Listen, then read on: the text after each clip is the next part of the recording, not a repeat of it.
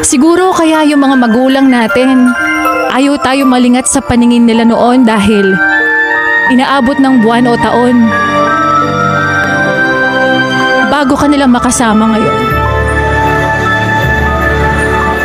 Siguro kaya nung bata tayo, pinapatulog tayo sa hapon kasi kapag tumanda ka na, mamamalimos ka na ng tulog at pahinga. Siguro kaya pinapakain tayo ng masustansya noon para sa pagtanda mas malakas nating haharapin yung mga pagsubok ng buhay. Siguro kaya kailangan sabay-sabay kumakain noon.